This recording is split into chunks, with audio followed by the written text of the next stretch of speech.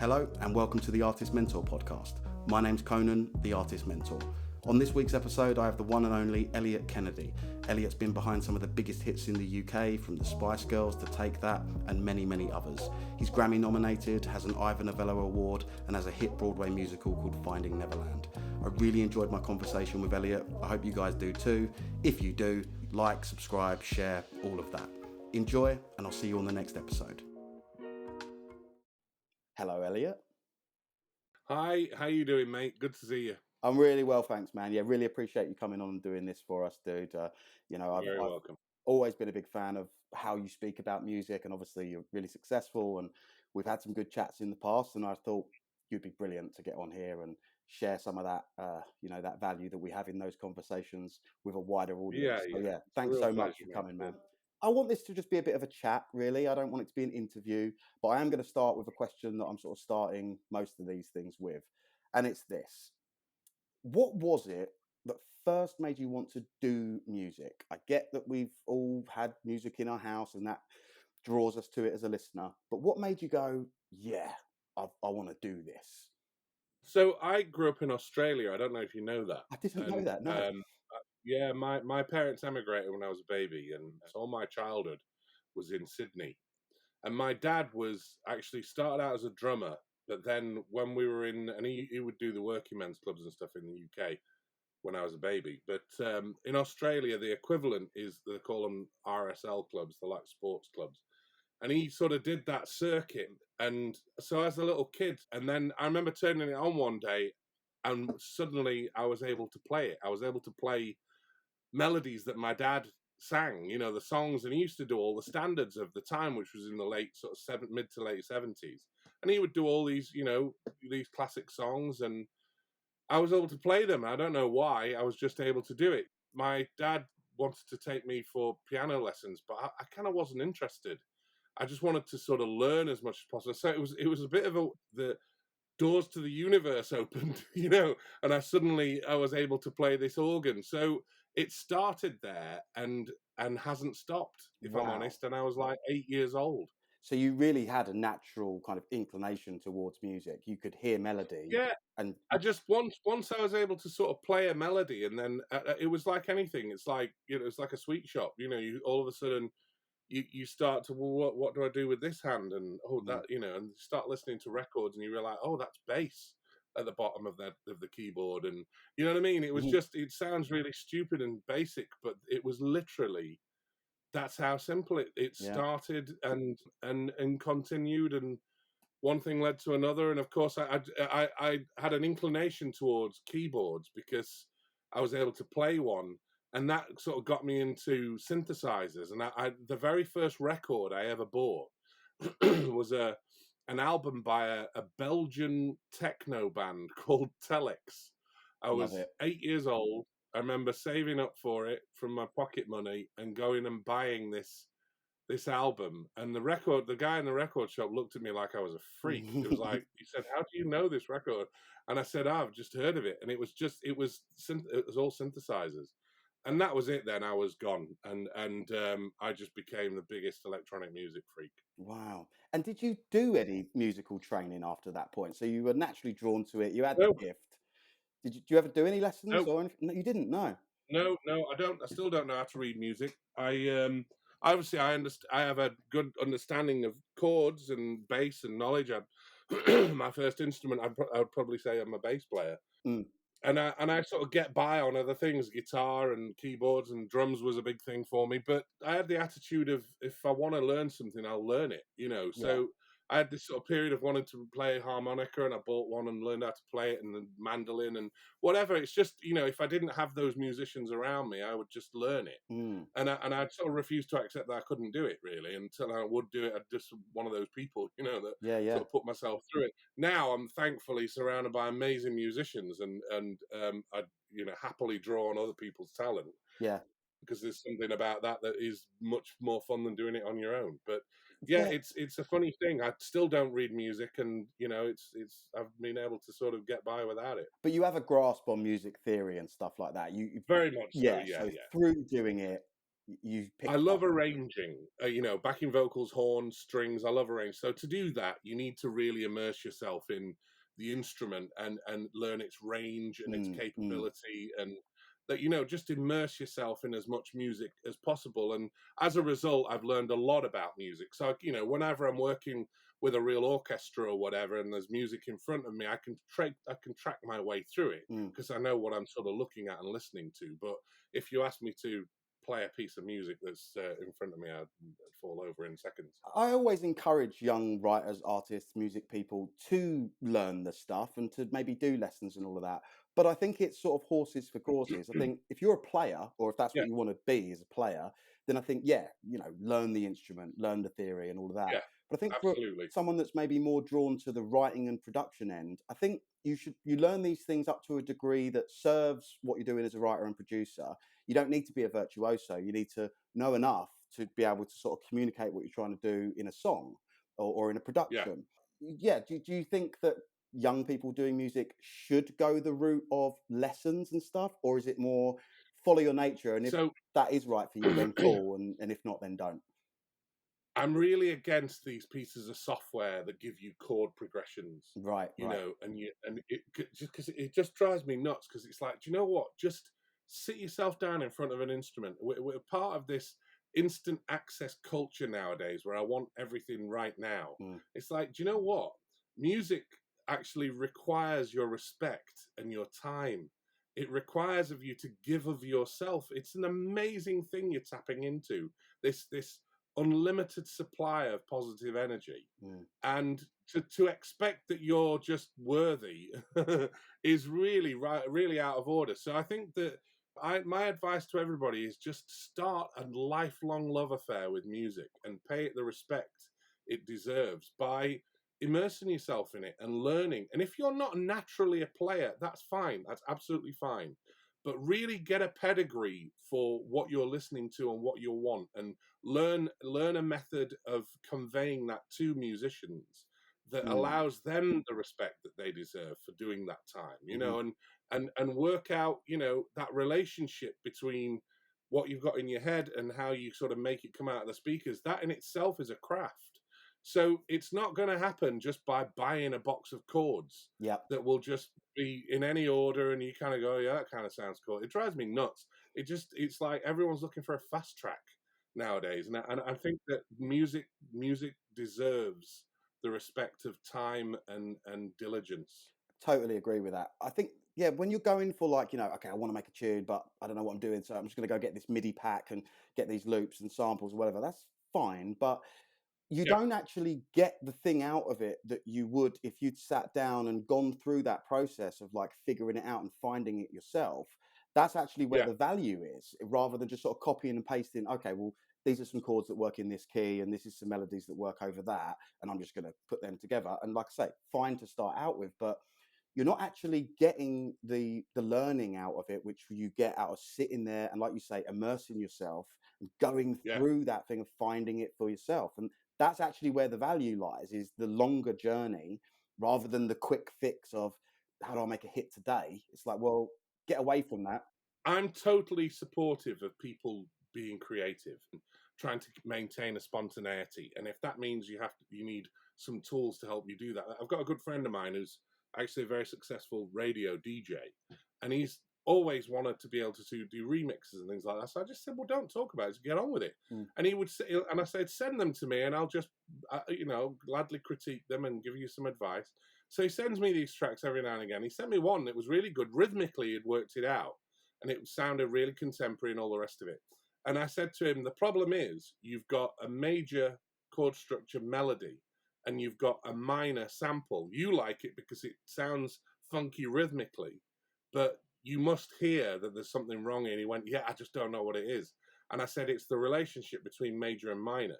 Now that juxtapositions can be really fun Yeah, sometimes, yeah. and you get this sort of quirky edge to it. I said, you're not doing it purposefully. Mm.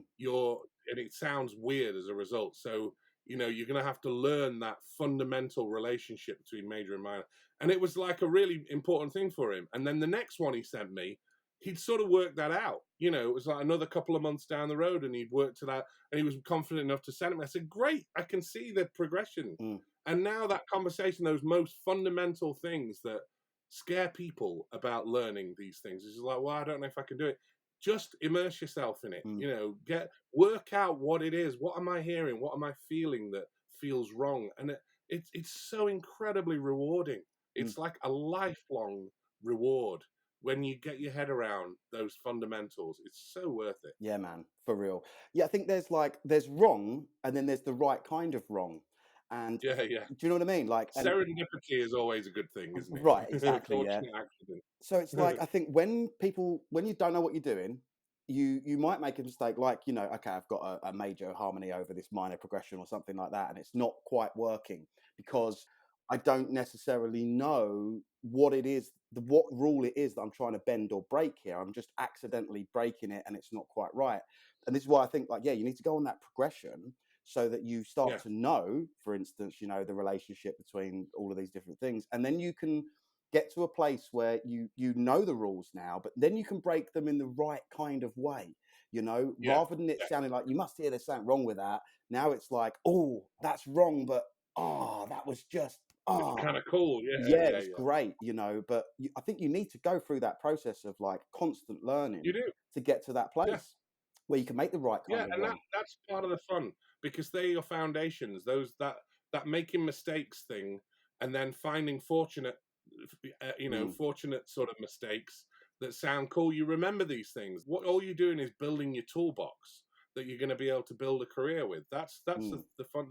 These are the fun parts. Absolutely.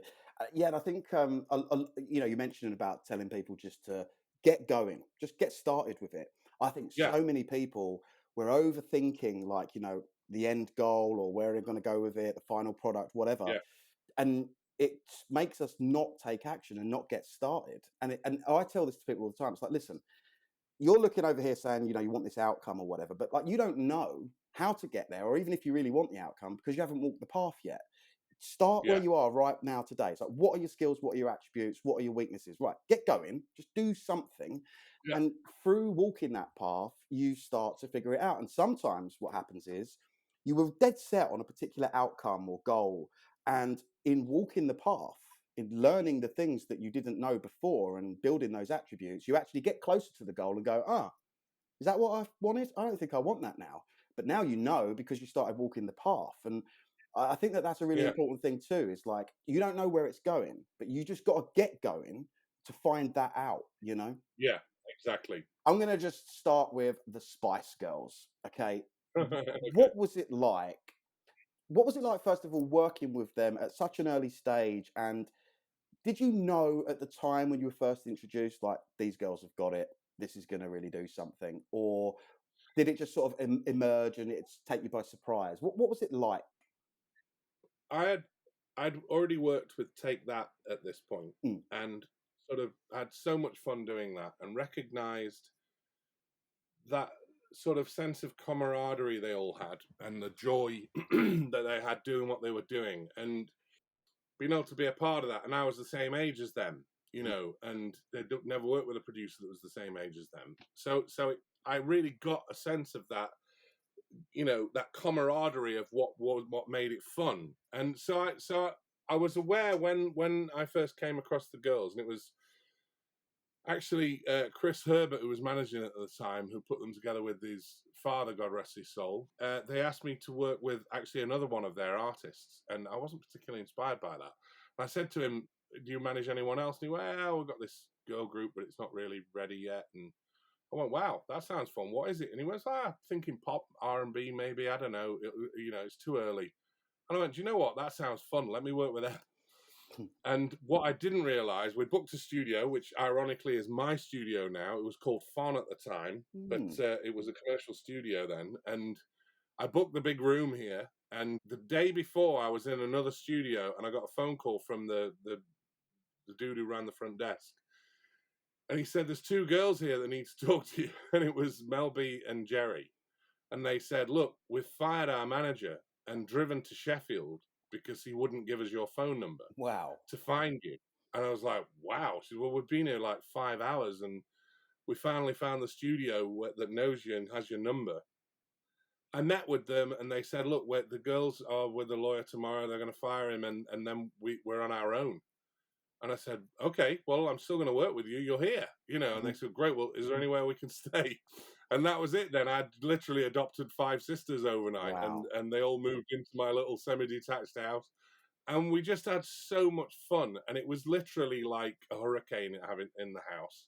But the writing process was so enjoyable because they were so full of energy and so desperately wanted to express themselves, and they had this whole idea. And Jerry talked me through the whole, Sporty Spice and Baby Spice. I had all that down, Wow, so that was there. And they were literally called Spice at the time. The only reason why they said Spice Girls is because everyone would refer to, I'm working with those Spice Girls this week, And it started there. But they had such a strong identity.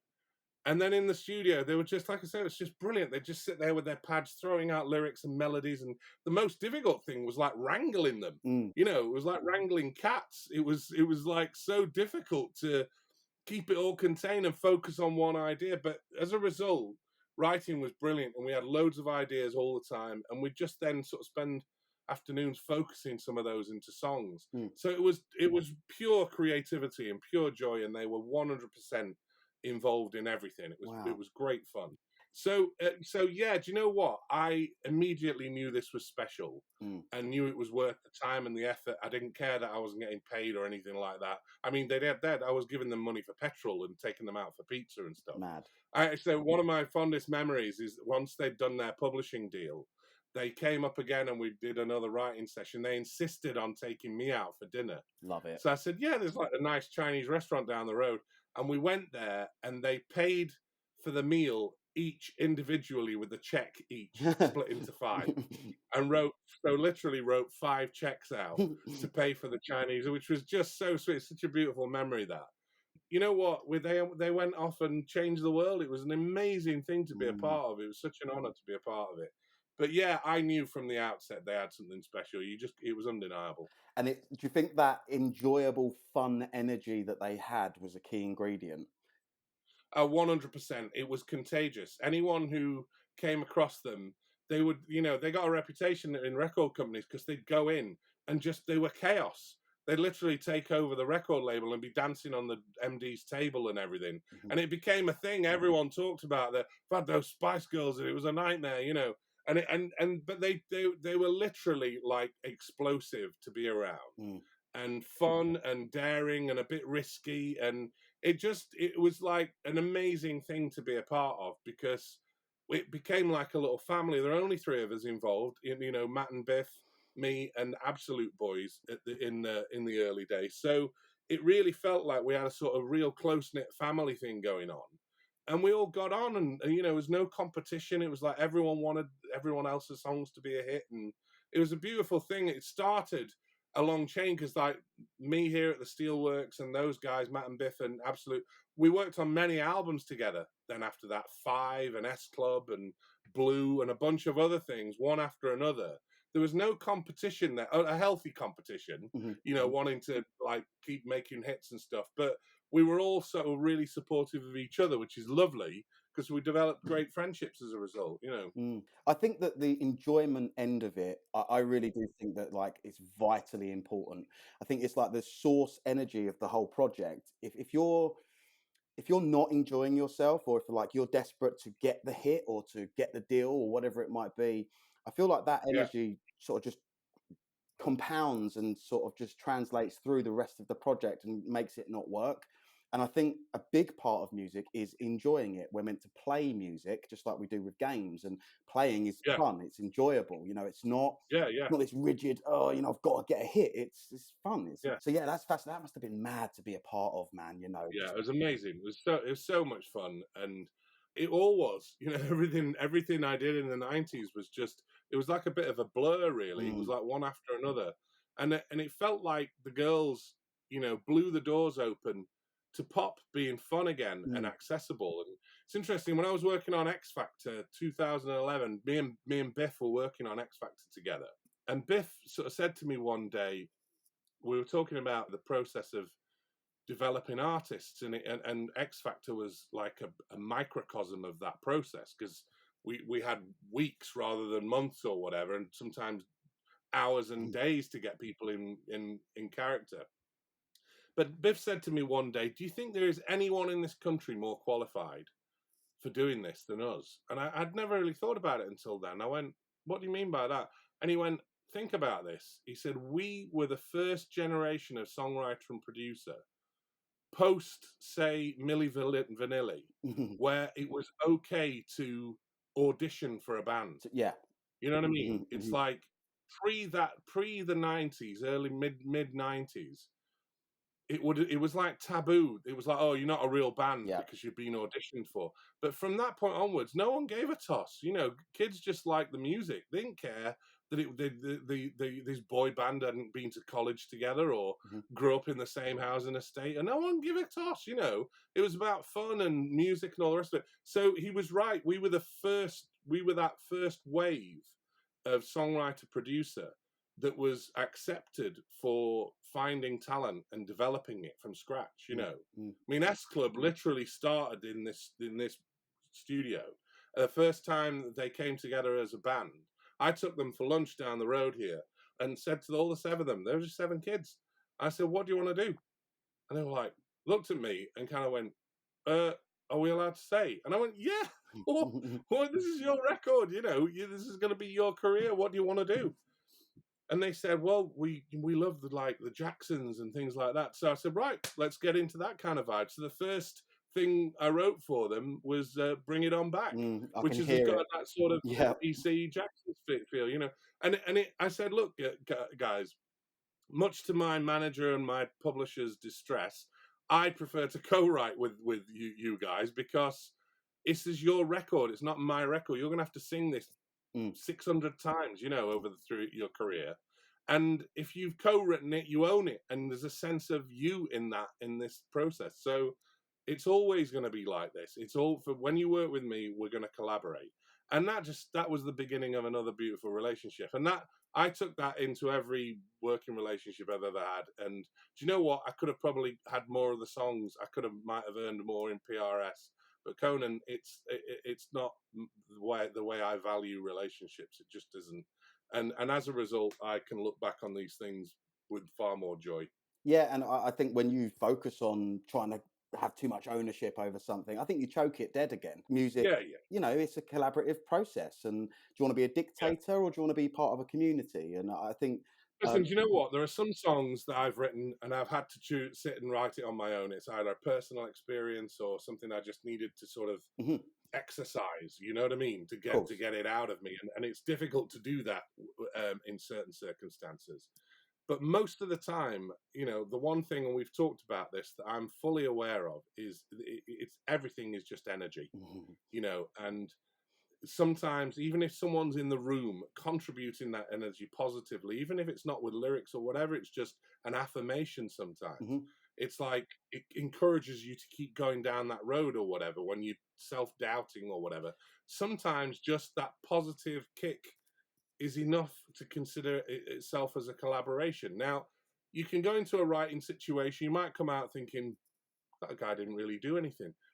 Just take it for what it was. If you didn't feel like it worked for you, don't do it again. Don't make it an issue. Just say, all right, well, you know, we had a nice day and you took something out of it, you can take the positives out of it. I just think it's really easy to get bogged down with the politics of songwriting sometimes. I wrote this word, I wrote that line, I should forget about that. That's bullshit. I think that you go into a room, there's 3 of you in the room, it's a 3-way split. If you don't like it, don't do it again. Go do something else, you know. If you think that you had more of it, then whatever. But I just think that, you know, if you recognize that you're a part of something bigger than yourself, then I think there's more joy in that at the end of the day. Yeah, and it is this energy exchange. The whole thing is just that. And sometimes you vibe with people and the energy's there, and sometimes you don't. Something I found interesting what you're saying there, because I fully agree with sometimes it's just a word of affirmation. So like, say you're in a co-write, you throw a line out that maybe you're not 100% sure of yourself, but you throw it out and you trust your co-writer, you have similar taste and whatever else. And if they sort of go, you go, oh yeah, no, that's not the line. Yeah, yeah, yeah, sweet. Okay, no, no, it's ballpark, but that wasn't it. Or you might throw out a line a little bit later and they go, oh, that's the line. And you go, oh yeah, shit, that's the Yeah, line. Great. Whereas when yeah, you're yeah, yeah, on your own, you don't have that, ping pong match going on, and it can be harder to, make the decisions and know, is that a good line? Am I talking shit here? Is that any good? yeah, yeah, But you mentioned something else there as well that I really want to talk about actually, which is the self-doubt bit and the imposter syndrome end. yeah. Have you ever had that? If so, like, how have you dealt with that? All the time. And you know what? Sometimes it's good to embrace all this stuff because no one wants to go into a situation thinking you got all the answers. Mm, Because what's the point in co-writing? What's the point exactly. Yeah. in even accepting other people's energy? And I also think that as human beings is an unfortunate thing that we tend to only really learn anything through pain and doubt and those times in your life where you've really actually got an opportunity to grow through them. So subjecting yourself to those things, those insecurities, and putting yourself in that place of risk, and it's uncomfortable. Working with a new person, bearing your soul like that, you may as well walk in naked Mm, mm, sometimes. So you've got to be all right about putting yourself in this situation. Now, if you feel that you've been taken advantage of, if your energy is being sapped by someone who's just sitting there letting you do all the work, don't do it again. mm. Just don't put yourself in that position. But I think that you should go into every room, into every co-write situation with the best of intention, that you're just going to feed off the energy. And that's when really magic things happen. And then sometimes, every now and again, maybe once or twice in a lifetime, you're going to connect with someone who really feels like they get you and they let you go where you want to go without feeling like they're weighing you down. And they're those magic collaborations. They're the Lennon and McCartneys of the world, Mm. where you just get each other. I've been fortunate. I've had this with Gary I was Barlow. just going to bring him up. We Yeah.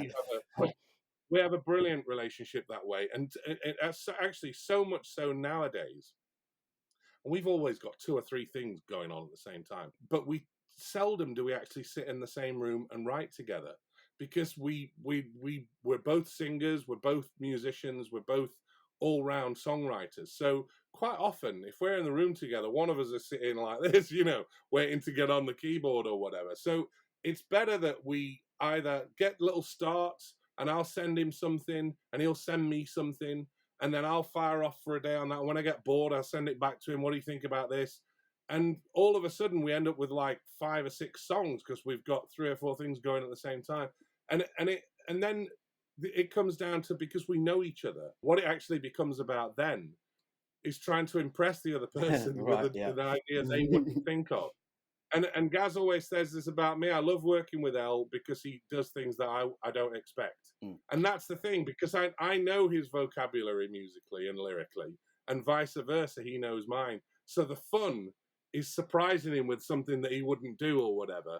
And then we fire off against each other, and we tend to then really focus in and be surgical about making the song the best that it can be. These relationships you don't come across them very often. I've got another one with my collaborator here, Jim, and we speak the same language, and he's such an exceptional musician that I just sort of relinquish control of like the arrangement side of me because I just know he's going to do it beautifully, and I can concentrate on something else. That's a real relationship where you can trust the other person's doing their thing while you go off and do yours. Fully agree. But listen, they're not easy. Out of all of my career, I've had this twice. So it's meant to be hard to find. You're having to give up a lot of yourself to find those relationships. Do you know what? I look back, I can't really recall that many, if hardly any, situations where I've come out thinking, oh, I'm not going to do that again. Because I just think that it's such a joyful process of surrendering to this incredible thing you're involved in. Yeah, it's mad, man. How did it start with Gary, and how did that trust in relationship like build? Was it instant click, or was it like, it took So time? I'd made a record for Lulu, which was one of the Yeah. first productions I'd ever done as a producer. It wasn't my song even, and it charted. It went in the top 10. And Gary's manager at the time, Nigel Martin Smith, was a big Lulu fan and gave the track to Gary and said, look, we should get this person to produce us. I was working with 2 other guys at the time. And we just got the phone call. Do you want to make a record for Take That? And it was like, yeah, all right. So we chose a song to produce. Gary, of course, was always really adept at doing demos and doing his own, recording. So he would give you'd get a track, a demo of the record of the song, and then you'd get a DAT with his vocal on it. And what you had to do was recreate your production and lay his vocal over it. And if they liked it, then you got to produce the record. So it was like demoing producers, it was auditioning producers. Right, interesting. But the song I chose to produce, there wasn't a DAT of the vocal. So I sang it, and I just did my best Gary Barlow impression, of which I'm quite good at now, and sent it back to him. And I just got a phone call one day. They were on the road, and I got a phone call. Hey, up, mate, this is Gary Barlow. I love that demo. Who's singing that demo? And I said, oh, it's me. And he went, oh, I love that. We're coming to work with you. And that was it then. They turned up, and we had a brilliant time. He actually came in, and he went, who's Eliot? And I went, me. And he went, well, you're white. He's like a black lad on that tape. So we got on brilliantly. And because I'd produced and written with Kenny Thomas, who Gaz loved, he would say to me, teach me how to ad-lib like Kenny Thomas. And Kenny and I, we're still great. We're still writing together. We're actually making a new album. Kenny loves that as a compliment that I taught Gaz how to ad-lib like Kenny Thomas. That's one of my claims to fame. I love it. Claims to fame, should I say. But it started there, producing them. And there was such a deadline for delivering that album. And he just said, look, we need an up-tempo song for Rob. Right. We need something. And we're thinking of something like Tavares, And I went, great. And we wrote Everything Changes. Oh, that was the first co-write. What a tune. And then I think we produced 4 tracks on the album in quick succession.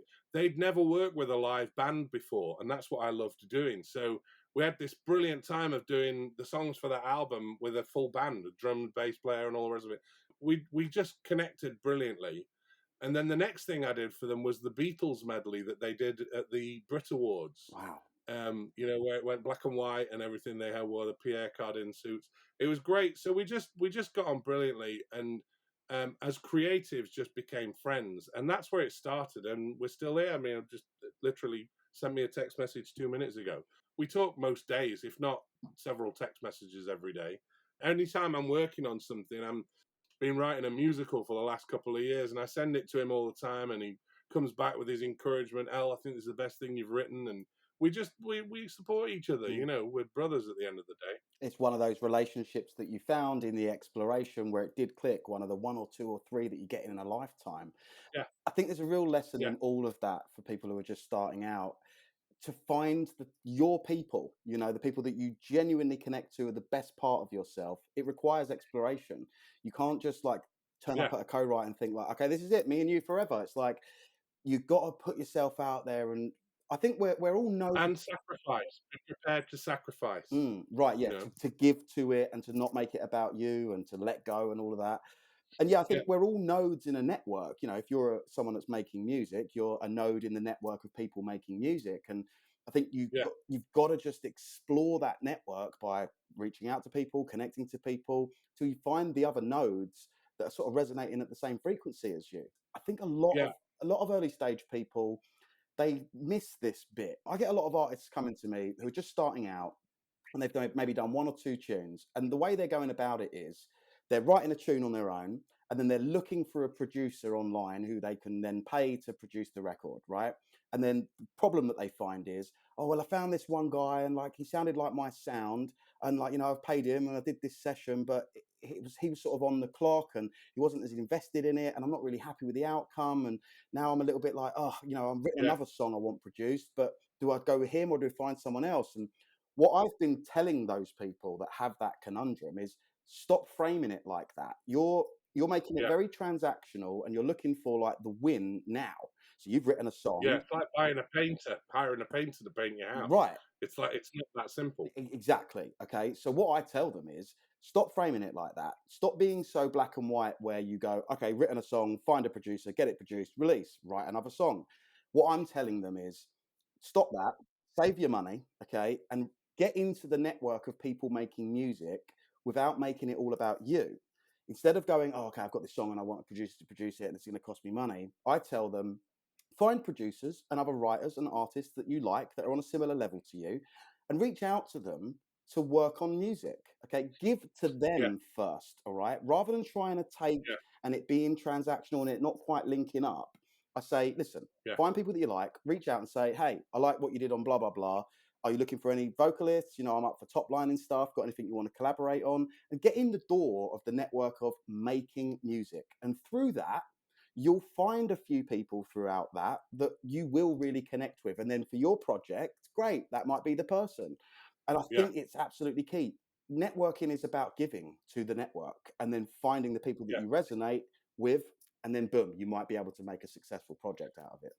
One of the words I use all the time, and a lot of people don't like this because they feel it's a negative, but it's actually the antithesis, is surrender. Mm, And it's a tough thing for a lot of people because they think that control is what is the positive thing, and it actually isn't.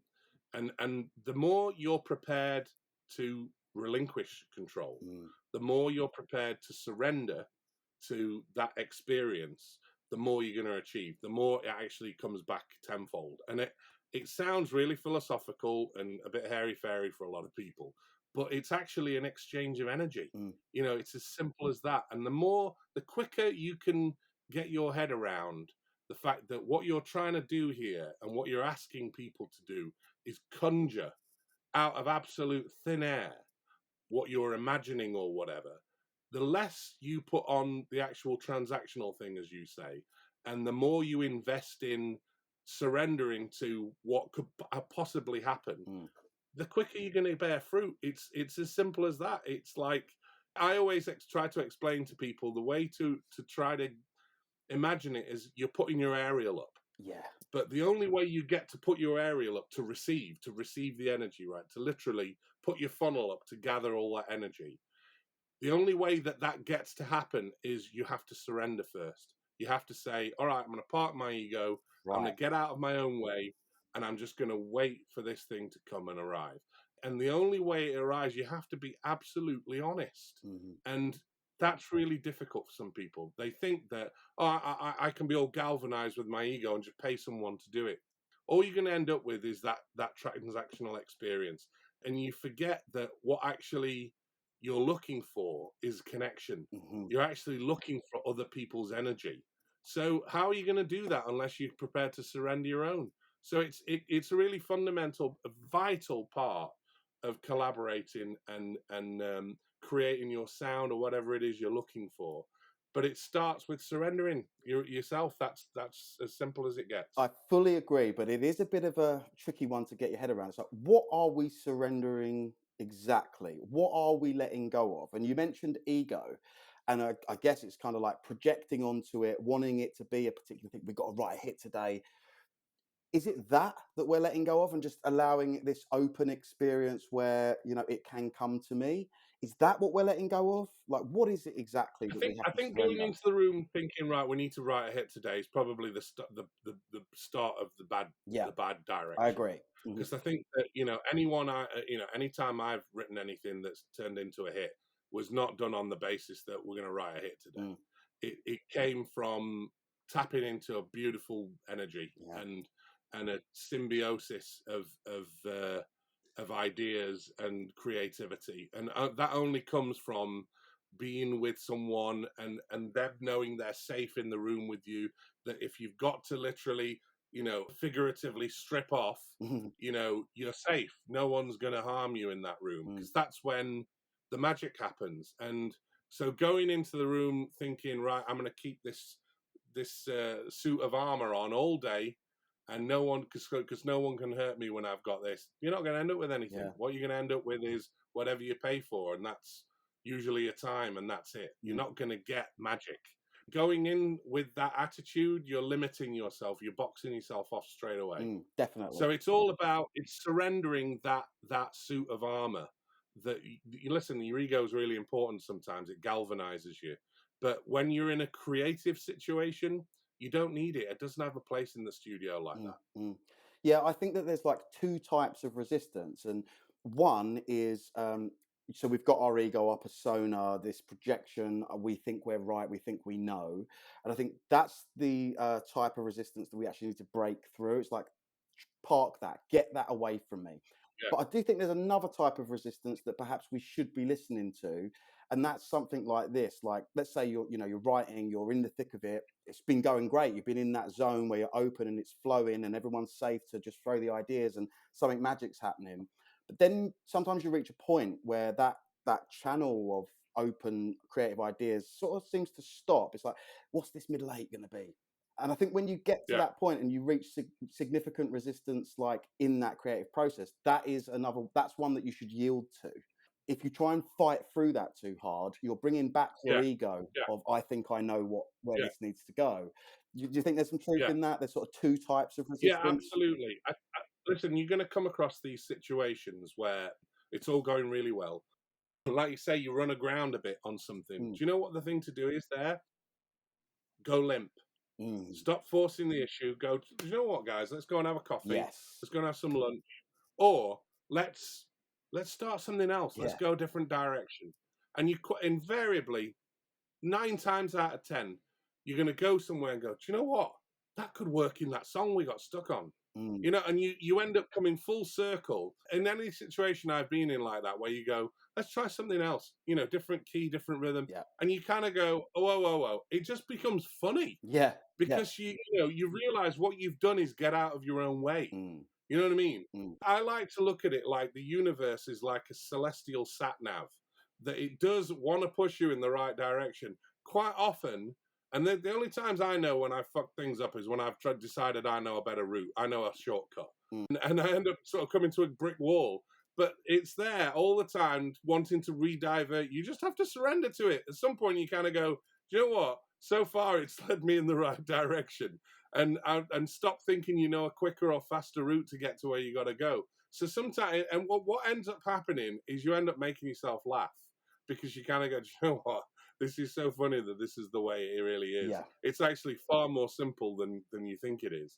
But listen, that in itself is a journey. Getting to a place where you can experience that and realize, you know what, the joy of this is getting out of your own way. And I love this in my studio now. And you've been here. I love it when people come here and they say, do you know what, this is a great place to work. It's a great vibe.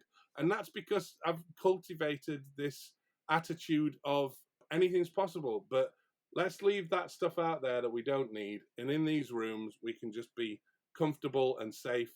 And then great things happen. Yeah. Certainly, you start making better memories. Yeah, I've been thinking a lot about all of this kind of stuff, man. And those moments when you're writing and you are open, you're humble, you're not in the way of it, and it's just sort of happening through you. I think we call that the zone or something like that. Yeah, It's like, yeah, oh, yeah, how'd you write that? yeah, Oh, man, how'd you come up with that? I don't know. I was just in the zone, yeah, yeah, yeah, yeah, It's something I've been thinking yeah, about is like the zone is like a psychological state that has many different elements to it. And I'm trying to figure out, is there a way that people can get there sooner? What's happening when you're in the zone? Okay, you're really open, you're not overthinking, your ego's definitely parked. You've got some humility there because you know it's not about you, it's about the thing you're doing, you're serving it. And there must be many, many other things going on in those in the zone moments. Do you think there's a way that we can cultivate like our own psychology to get yeah. there? So let's look at it like a sports person. When a sportsman, like a basketball player, talks about when they're in the zone, it's like the basket is 10 feet wide. They Yeah. can't miss. Mm. A golfer says the same thing. It's like the hole is so wide, there's no way I could miss this. And other sportsmen, tennis players say it's like time slows down. Mm. They can see the ball coming. They know where it's going to land. When you look at all of these things, and it's the same thing for us. It's repetition. It's putting yourself in as many opportunities that you get to learn. And what you start recognizing is, if I do this, then this happens. Do you know what I mean? But you're only going to do that by keep doing it over and over and over and over Yeah. again. And it's not about learning from mistakes or anything. It's just subjecting yourself to as much of that energy as you possibly can. And then you start to realize it's a bit like, people get into their routines. What I have to do is, it might be meditation. It might be that you start your day off with a meditation and just get all the luggage out. I always look at meditation as taking out the spiritual garbage. If you want to make food in your kitchen, but you don't take the rubbish out, eventually things are going to rot in there. You can't eat in that kitchen. So look at it the same way. If you can just get rid of the mental crap that gets in the way of your creativity, whatever that is, going for a run, going for a drive, or whatever those processes are that allow you to subject yourself to that level of honesty. The more you do it, the more you get sort of used to it, and the more you can actually then hone it as a tool to getting yourself in a creative space. To expect that, you've got your bills to pay in the morning and then you're just going to turn up to the studio and hope it happens is kind of naive. And it's actually not really paying that much respect to the energy that you're trying to tap into. By understanding, okay, I have to put myself in a place to receive. And the only way I'm going to be able to do that, to wind up my aerial, is to get all the crap out of the way and put myself in a place where, okay, I'm ready to do this. And that's when I think, it's funny actually, just this morning someone said to me, is it weird doing what you do? I said, well, look, sometimes you have to focus it. You've got a job to do. Writing a musical and you're sitting at the desk on Broadway with the director looking at you, you've got to come up with the goods. And you think, well, how do you hone your skills that far? It's by doing this, by subjecting yourself to it as often as possible. You're then able to get into character and go, okay, right, everything, turn the phone off. Outside world is out of the zone. Let's focus on what I've got to do. And you're able to then summon that ability because you've done it so often. So there's no substitute. There is no fast track for this. There's no overnight success that doesn't exist. You just have to subject yourself as often as possible to that place where you're able to receive. I hear you, man. The thing about the sports, I always use sports analogies when I'm talking about this sort of stuff as well. I remember when I was young and playing football, whenever I would go on the pitch with a projection that was essentially my ego, that was closing off the potential outcomes, which would be something like, I want to score today. We're going to win. Every time, whenever I went onto the pitch with that mentality, my touch was off. Every pass I played was lousy. Then I start getting frustrated, play some poor challenges, and you get sent off. Whereas on those days when you score a perfect hat trick, every touch is perfect. Every pass you play is amazing. And people go, dude, you're on fire today. What's going on? You're like, I don't know, man. I'm not thinking about it. I'm just happy playing. You're listening to the sat nav there. That's when you're listening to the sat nav. That's when you're taking direction. You can feel it pushing at your back. You can feel that energy. When you get into those places, and like you say, everything seems easier. It seems more natural, more simple to do those things. It's only when you think you know the shortcut, then you think you're in control, is when you start messing it up. It's a funny thing that being a part of. Here's the key: being happy to be a part of something bigger than yourself is when the joy happens. The moment you think it's all about you, you start the descent. Right. I'm so in agreement with that. I think there's a holy trinity in music, and it's the artist, the art, and the audience. Okay. They're the things that matter. Everything else is kind of in the way or supporting it. But the key, I think, to get those three things in balance and in harmony for the artist is to understand that it's not about me. You have to serve the music by getting out of the way of it and letting it be what it wants to be. And in doing that, you serve the audience with that respect, where you're not saying, I think that this is what they're going to connect with and it's got to be this. You're disrespecting the audience when you do that. You're out of balance. You're making it more about what you think, and you think you're right. I think that is actually the key right there. And look, the audience element of that holy trinity is kind of out of your hands. If you're truly serving the music and you're truly not in the way of it, that music might not connect with the audience of the day. It might be in years to come, or it might be after your death.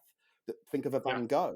But if Van Gogh had been, had allowed the timing of the audience of his day to influence and direct him, he wouldn't have made the art that he made, and we never would have had Van Gogh. I liken it to trying to write for radio. It's a loss leader. You're in trouble. Number one, because anytime you try and do that, you're always going to be 6 months behind. By the time you get it onto radio, things have moved on. So it's pointless. I have never written anything for radio. Right. Never in my life. With the intention that, this'll sound great, it'll work. Quite the opposite, actually. You tend to find the ones that connect you didn't even think about at all. Yep. Just to go back over one of the things you said about what the job in hand is in terms of audiences and all the rest of it. I always say to young writers, what was the experience you had at a gig that made you think, oh my God, it's like the thing that touched you? And they kind of, it was a Beyonce gig or it was a whatever, went to see the Killers or whatever. And say, well, what was the song? What? And I don't know. Well, you must remember what the melody was that got to you. No. I said, no, you can't. All you remember is the energy. What it felt like. All you remember is the emotion that you came in with was different to the one you went out with. I said, so you realize your job as a songwriter, as an artist, is not to sing or dance in time or whatever, sing in tune. They're a given. They're prerequisites of going to the people coming to see you. Your job is to transfer emotion. And we have this amazing vehicle called music that will allow us to do it. And here's the beauty of music. It has a backstage pass to everybody's soul. No. So if you're able to surrender yourself to allow music to get you into that person's soul, what a joy. Yeah. So your job is to make people feel different than the way they came in. They're the gigs that you go home thinking, that was amazing, because you felt made you feel something. Absolutely. That's our job. The technical skills, as much as they're present, they're not the thing itself. The thing is the energy that's being communicated. Yeah.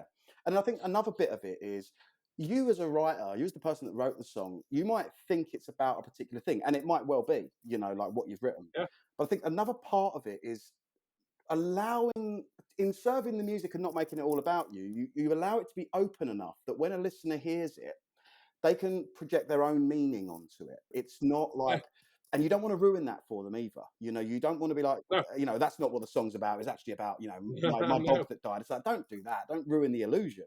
But yeah, I think that's another part of it, is like allowing the audience to actually receive it in the way that they want to receive it, and again, one of my favorite things is hearing people tell me stories about songs that I've written. And I actually started writing a book called Our Song, and that I'll at some point finish. And it was based on this, that when a song goes out, and the people say to me, what's it like when you hear your songs on the radio? And I say, it's a joy, it's amazing. But you got to realize that once it goes out into the world, it stopped being mine. Yes. That it was what we get to do as songwriters or musicians or whatever is such a joy. You get to focus this energy, and you get to personalize it with your experiences and your memory and your sort of ideas, and you personalize it. But once then you return it back into the universe again, it just stops being belonging to you. It becomes the soundtrack of everybody's life. You've got to realize that the privilege of being the part of the soundtrack of someone's life, of their memories. Yeah. And when I hear this back, or I'll do a gig and I'll do one of my old hits, and people go, oh my God, that song got me through college or whatever. I was having this.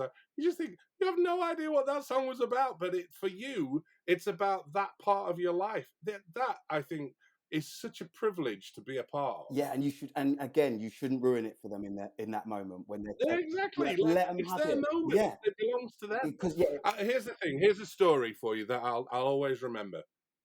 I made 3 albums with Donny Osmond, who, by the way, is a joy to be around.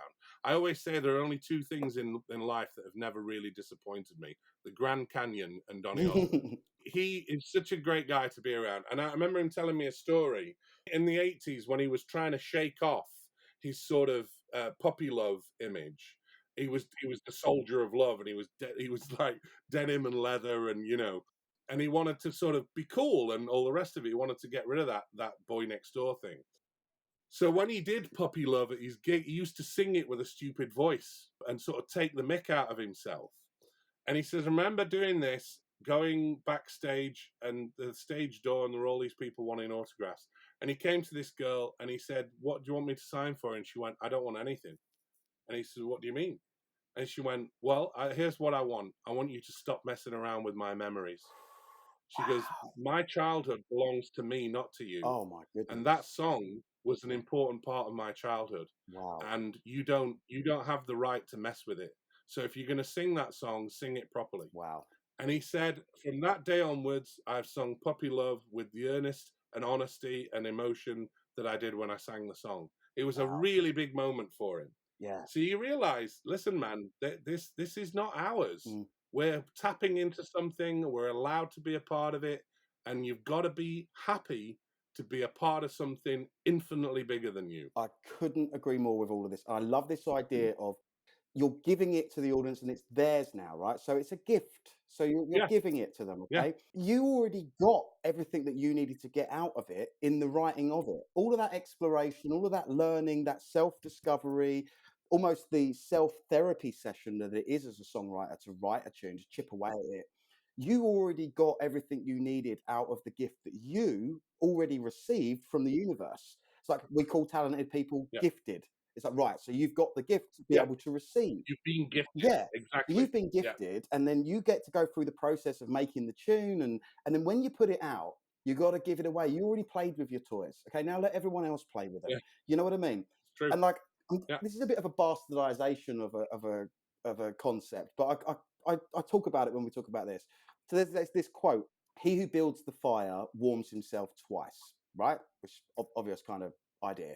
But like you as the writer, you already warmed yourself through writing the tune. You already got everything you needed out of it. Now you're going to take up a place sat around the fire. Give that to them. Let them have it. You can go and collect more Yeah, let firewood, someone else have a you go. know, Yeah, while they're all yeah. sitting around getting toasty. Let them have it. And it's important to do that because what the meaning that the audience might project onto the song, if it could be so important in that individual's life that if you taint that, you could really, really hurt them. I'll give you one little example of where the person didn't do that. Okay, and they really respected the audience. But there was this one lady who was playing on Sharon Vaughan, her name was, right? And she was playing on this cruise ship thing. And she'd been a successful writer and done a lot of stuff, playing on this cruise ship type vibe. And she's playing her song. And a lady comes up to her afterwards and says, "Thank you." And she's like, "Oh, no pleasure. No worries. This is what I do. I love it." And she said, No. I have to thank you.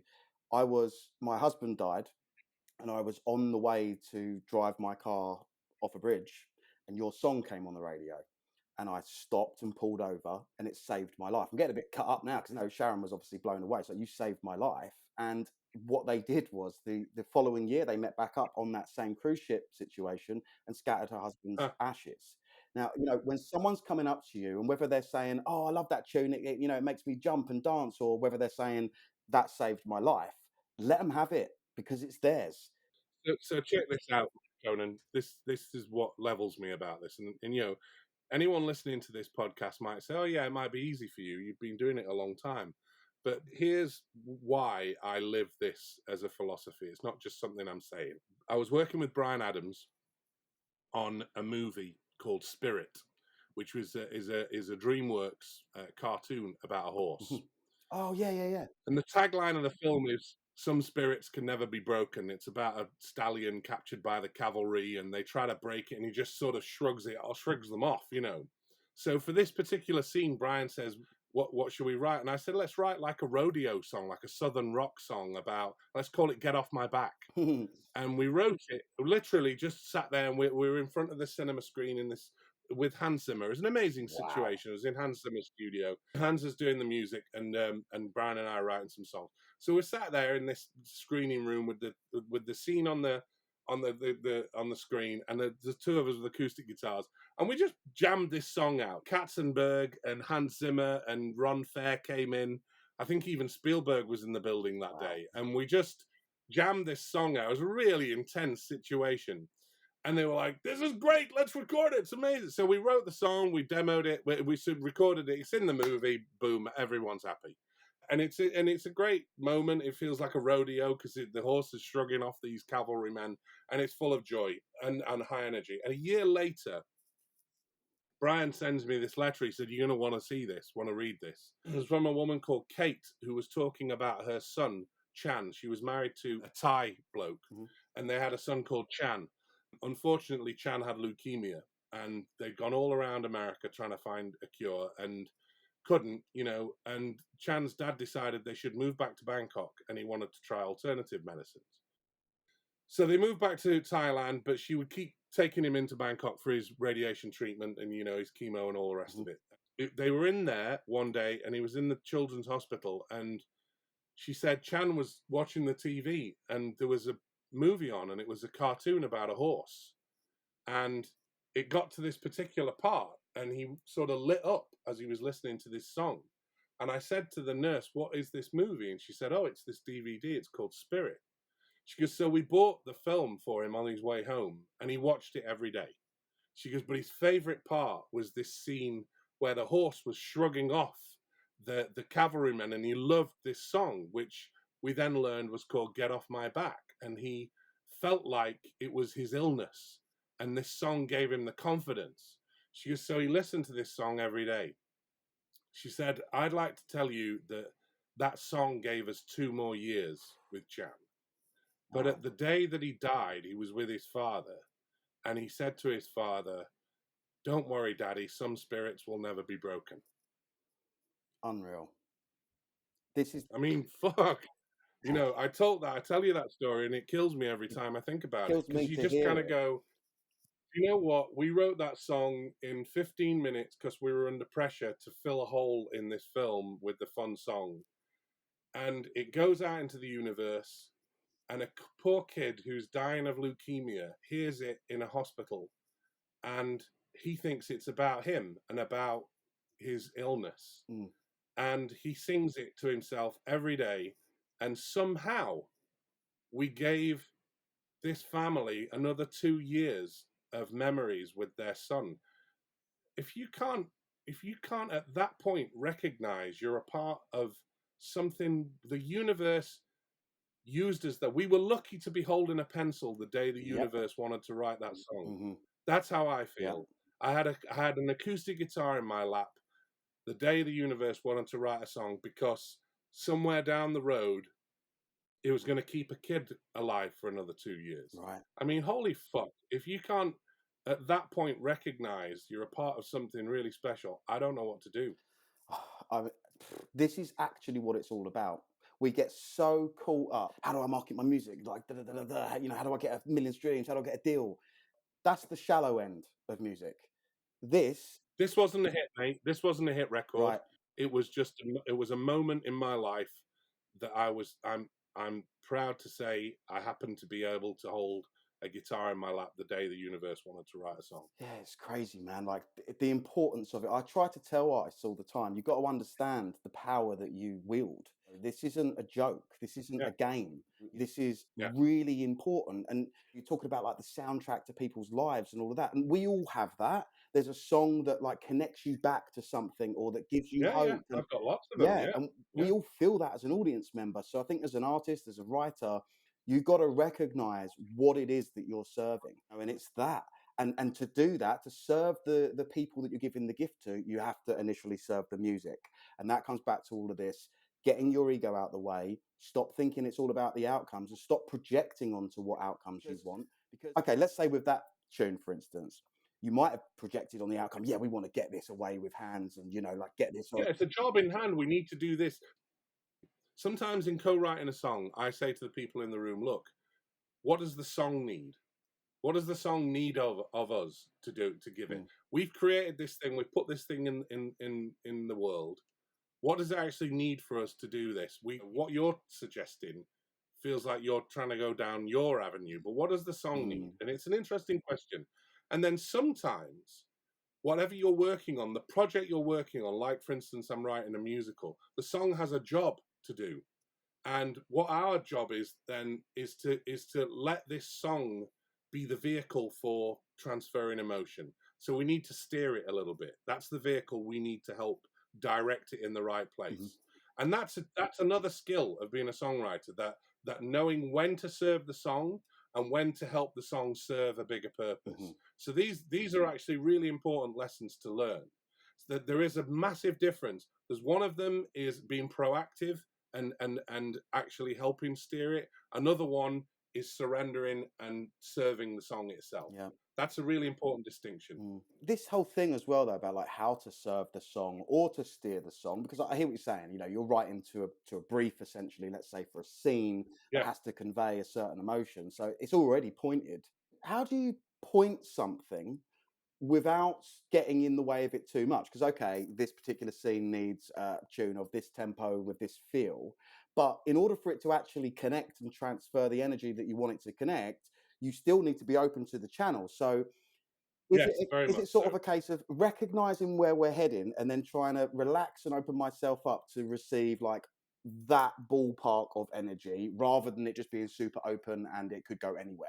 I like to look at it this way: the energy's there, and the way you're going to be able to write is that whole process of being honest and being open Mm, and mm, able to surrender yourself to it. What you've got to do then, especially in musical theatre, because the song actually has a job. It's not just a hole in the story for 3 minutes, yeah. of nice song.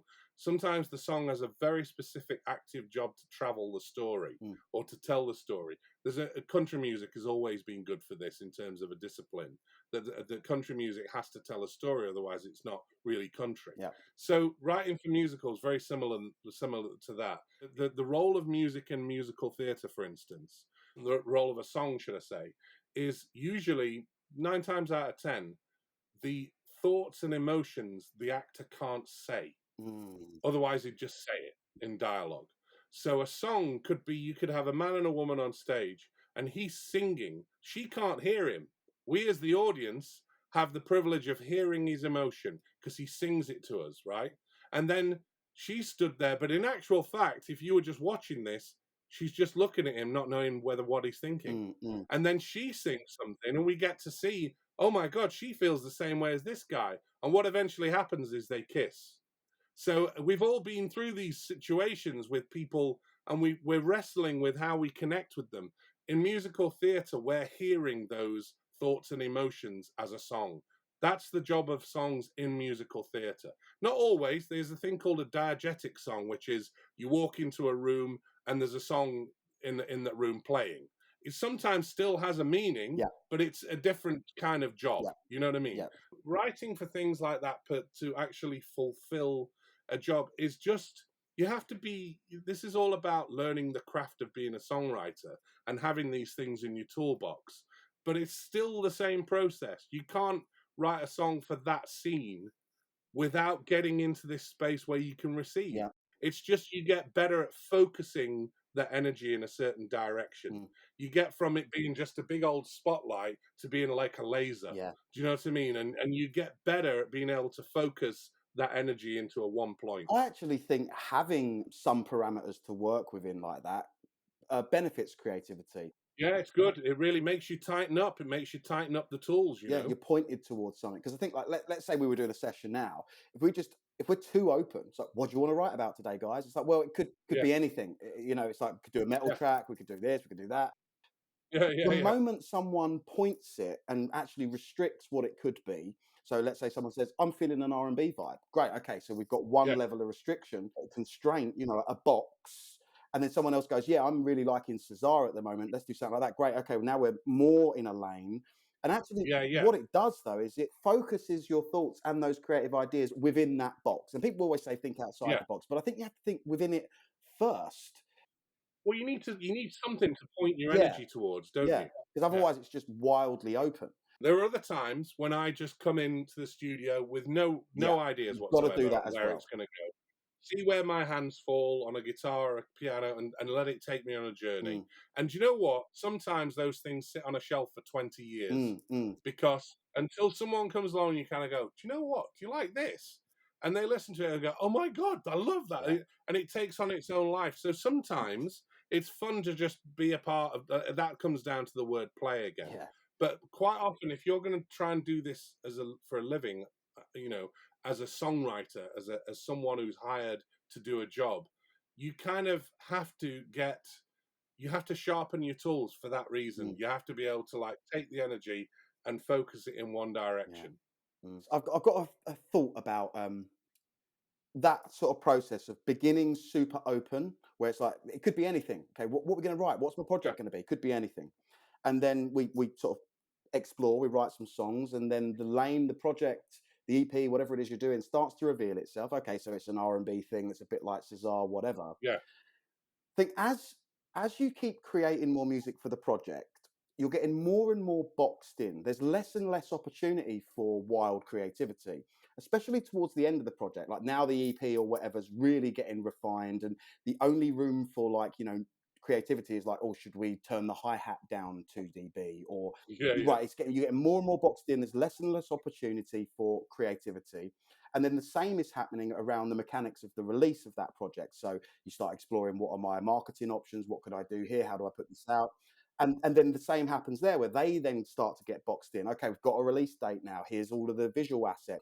And there's less and less room for what the natural state of a writer is, which is this wildly open creative yeah, person. yeah, yeah. And I think that that process is a part of why artists and creatives get more stressed out towards the end of the writing process and up to the time of release, because their Yeah. natural state is, what do you want to write today, guys? Let's do, be open, Yeah. and Yeah, because all of the other stuff become mechanics, don't they? They're actually the nuts and bolts of absolutely, yeah. building something, whereas the joy, I mean, this is why I love what I do and I don't do all that Mhm. stuff, is that I've got this limitless platform to draw down on, and then all right, then we'll build it there. Mm, So that's what the building is going to look like, and you start getting an idea on how this thing's going to be designed and how high it's going to go and all the rest of it. Laying the platform, laying the foundations has always been my favorite part of the mm. process. Do you get involved in the release end of stuff with artists at all? Just the creative?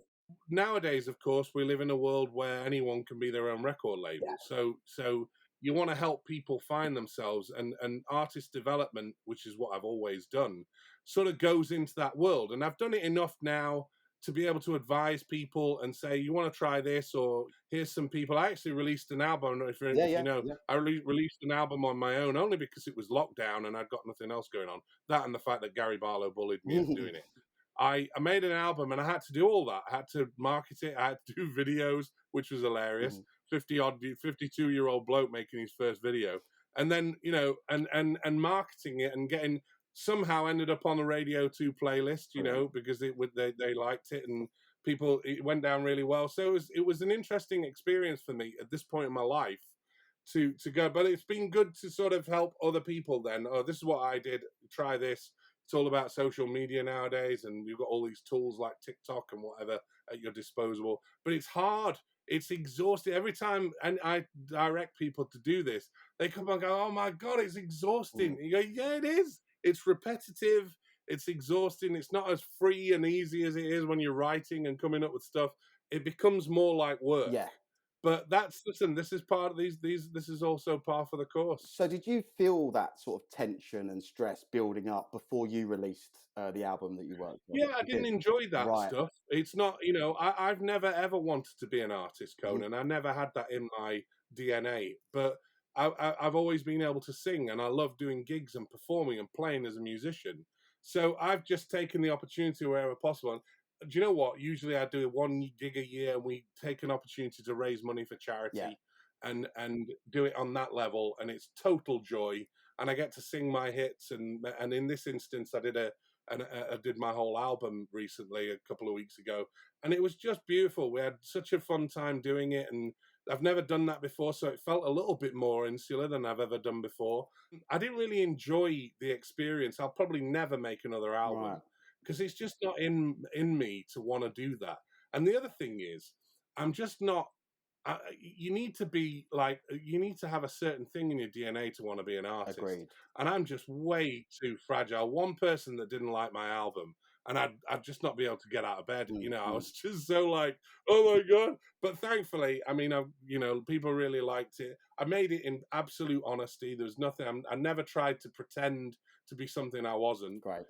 So even in the press and radio articles, I said, look, the editorial side of this for me is that I've been doing this for 30 years and writing for all these other artists.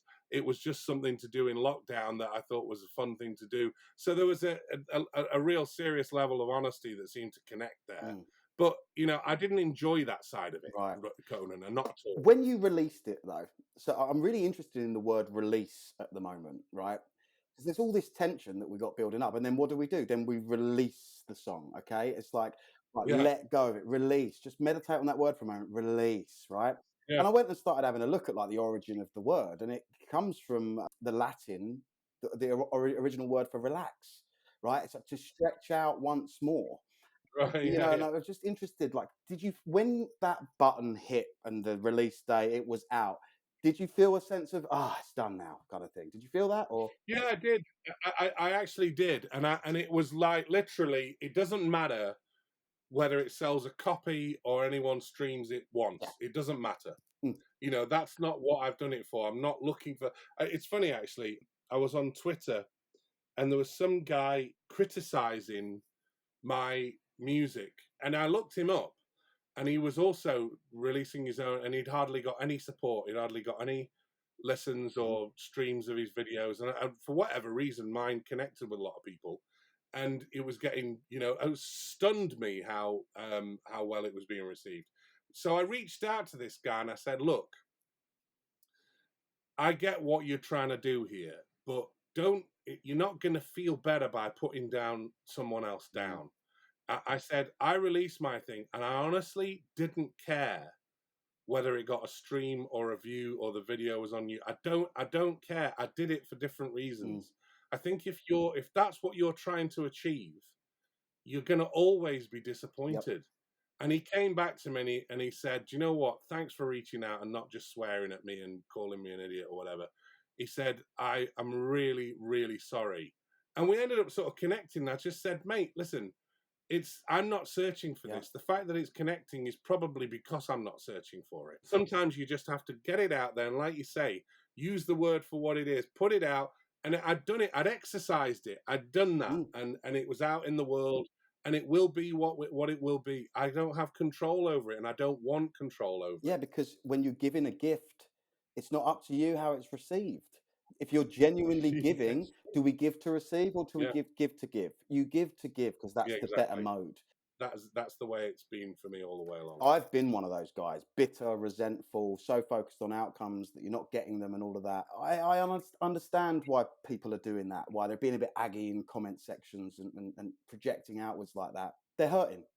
That guy's hurting, man. Yeah, And what he absolutely. needed was for you to say, "Listen, bro, like you're so attached to the outcome that you're choking it. Let go, and there's Yeah, room in here for all of us if you serve and do the right stuff." And actually, the fact that he was so sort of polite and thankful of you actually connecting and reaching out shows that he wasn't an arsehole. That guy, he was just hurting. it was just a cry for Yeah, help. he was Yeah, just hurting, and I think when we're in a good spot ourselves, we should actually help those people. It's like, "Hey, man, how you doing?" Send absolutely, that DM to them and be like, "Look, I saw you was a bit aggy on my comment section, absolutely. but I get it. I've been Yeah, that guy. Like, what do you need, man? How can I help you?"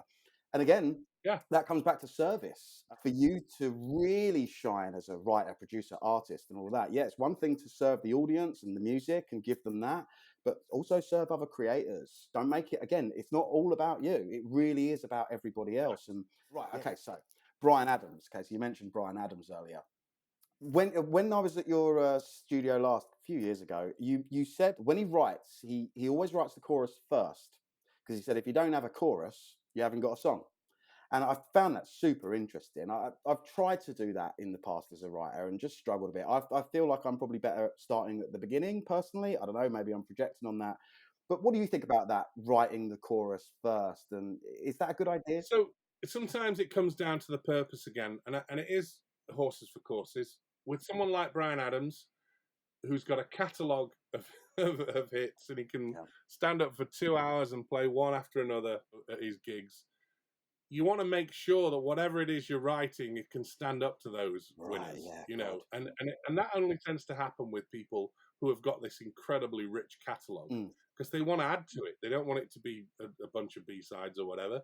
They want whatever you write. So first time I wrote with him, I went to his gig and he said to me, "El, listen to the set tonight and see if there's any holes." It's just like one after the other, these incredible Hits. songs. Yeah. And I thought, I can't compete with that, and I'm not going to try. So all I'm going to do is just sing something I think would work for him from an energy point of view. And I actually came up with an idea called "Lie to Me," which was like this sort of self-deprecating idea of a guy who says, "Look, I know what you're doing, but I don't want you to tell me the truth. I'd rather you just lie to me and let me be ignorant about it." Because I just thought that was kind of an interesting angle for him, who was this sort of rock god, and he loved it. That led us on to writing yet another song, and then another one, and then all of a sudden we wrote "Back to You," which was actually about my unborn daughter at the time Wow. about being on the other side of the world, and he loved it, and that became his single for MTV. And then the next thing we write was "When You're Gone" for him and Mel C. What So a tune. these one thing will lead to another, and when writing with him, I realize what he's looking for is something that he will hear in his set of incredible hits, and it'll have its moment and have its place. So his requirements of a song are slightly different to another situation where, like you say, you might start with a verse and see where it gradually goes, and oh my God, it needs to go there. And you're serving the song. Sometimes you're writing for someone like him is a bit more like writing for a musical. It has you have a purpose. You're brought in to do a job, and you've got to do this. So you might be better off starting with the hook. And like I say, it's the same process. You go around it a few times. You go, hold on, let's just park that. So I quite like just having something recording all the time. Yeah. Let's try something else, a different key or whatever. And you might go, oh, that bit would work with that bit, and you're in the right key. And all of a sudden you've got a chorus. You can bog yourself down by it's not hooky enough.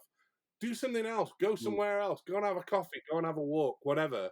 Take yourself out of the stress situation. Get out of your own way. But writing for him is much more focused on that job of making sure something slots into his repertoire of hit records. Just like with a musical, it's pointed. There's sort of a purpose, and you've got to write. You've got to write a Bryan Adams hit at the end of the day. Yeah, it's not just any tune. It's a Bryan Adams, gig tune. I got on this train of thought the other day, right, about how you never actually buy music. So at the moment, I'm buying a subscription to a streaming service where I can access a copy of a recording of a performance of music, and that's what I'm paying for. If it was a CD, it was a copy of a recording of performers, making the music embedded on the CD. I'm actually buying a CD.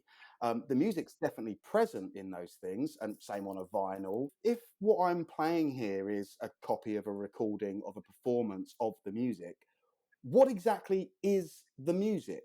Is it the sheet music, or is that just another written down representation or instruction manual of how to play it on an instrument? What is music? I know it's a tough one, dude, and I don't expect a top-notch answer because it's hard. I've got a perfect answer. Okay, for you. brilliant. I know exactly what I want to say. Cool. The music is the energy, and the song is the vehicle that will make you feel differently after you've heard it. Okay. Wow. It's simple. It's one of the reasons why we love live music, because it's like instant gratification. It comes at you as a form of energy that hits you in the chest. And when you hear that song or that lyric or that melody or that vocal delivery that actually is the delivery mechanism for that emotion. Wow, yeah. It's that bit that reminds you you're a human being, because you're connecting. You're connected to that person who's performing it. It's one of the magical things about live performance. But music, and it doesn't matter how many times you've heard it. I remember Gary telling me a story when he got dropped from his label, when everything was falling apart for him, and he just thought it was all over. He thought his career was over. And he pulled over to the side of the road, and he says, and I pulled over and started crying, because I just thought, I don't know what to do. It literally has just been snatched away from me. And he turned his engine back on, and the radio came on, and Don't Give Up by Peter Gabriel and Kate Bush was on the radio. He said, and suddenly I remembered what it was really about. He said, that song at that time, he says, I turned the engine on at that point, not a minute later, because it was like, this is your message. Yeah. And you realize you can hear that song 100 times, but the 101st time you hear it is the time you get it. And that's only because you've gotten out of your way. So music is the absolute purest form of this. Listen, Higgs, Professor Higgs said there is a field of energy that exists. You can't see it, taste it, whatever, but it gives everything its mass. And he was proven right. They built this thing under the ground, 27-kilometer Large Hadron Collider, to prove his idea, and he was right. It exists. Music exists in the same field. It is everywhere. It permeates everything. It's truly universal. Yeah. That's what music is. It's the purest form of this energy, that allows the song as a vehicle to get into your soul. Well, I agree. I think it's existing in the ether.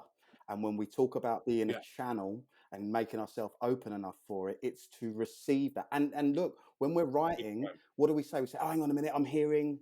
Yeah, that's you Yeah. receiving it. And if you're hearing it, then it Yeah. already exists. And personalizing it and making it Yeah. sort of And now contributing to you it. are the vehicle that's now manifesting it into Yeah. the real world, the 3D world that we're in Yeah. now. Yeah, it's wild, man. I think that's what this Every is. song that's ever been and every song that ever will be is in that Yeah. energy, and it's there all the time. And it's our job just to pluck it out and manifest it into the real world. Limitless. Mm, Yeah, limitless. wow. Yeah. I think that's a really good spot for us to wind this up, Elliot, man. Dude, honestly, Right on, brother. I have loved talking to you, dude, and I'd love to do this again sometime, man. Yeah, what a joy, Yeah. mate. You know where I am. I love talking about music. Brilliant. Where can people find you, Elliot? So I'm the Steelworks is steelworksstudios.com is where we are here. This is our facility. We are always looking for exciting things to do. We develop artists. We have a great artist development program here. As you know, periodically we do writing camps, which is always a fun way of collaborating with people you never met before. But usually, I don't like saying like-minded. I always like saying Oh, like-souled, yeah. because you find yourself in a room with people who have a very similar outlook to life. Mm. And philosophically and spiritually and whatnot. And I try to focus that. I love creating that environment where everyone feels safe. It's a great environment to work on, and that's the best place to find Cool. us. Steelwork Studios. Nice. I've got one last question that I'm going to throw your way, Elliot. Yeah. If you could give one piece of advice to aspiring artists and music makers in general, what would it be? Learn to surrender. It's not easy. It's actually a really big ask, because a lot of trying to do this music as a career is really, really difficult. I spent most of my early life doing it for nothing, because who's going to pay you in the first instance, you know? But that's a really, we call it doing our time. We do it, you know, Apprenticeship. Malcolm Gladwell calls it doing your 10,000 hours. It's the same thing. It's putting yourself, subjecting yourself to something, and it deserves that time. It deserves the 10,000 hours, because it will give back to you forever. It's limitless, but you don't just get to dip into it overnight. You don't just get to say, all right, well, I'm going to have a piece of that. It doesn't work that way. So learning to surrender to something infinitely bigger than you, and more importantly, being happy, being okay about that, is a skill. Once you learn it, it will sort you out forever. But it's not easy. It's a difficult thing to park what you think is going to protect you, your ego. It's not an easy ask, but get to that place, and I promise you, it'll serve you forever. What a brilliant answer. I absolutely love it. And yeah, it's the hardest thing. A lot of people are probably looking for a 5-step plan of how to do something. When you were talking about this, it doesn't exist. no. It doesn't exist, and anyone that tells you it does is lying to you. It doesn't exist. This is the real game, this inner journey, and music's the external vehicle through which you are finding yourself and fulfilling your potential. Just like a tennis player, it's tennis. You know, someone in finances is finances. And the real game for all of us is this internal game, this surrender, service to the thing. Getting out your own way. Amazing. Elliot, thank you so much, man. I can't wait to speak to you again soon, dude. Been a joy, man. I've enjoyed Brilliant, it. man. Speak to you soon, my man.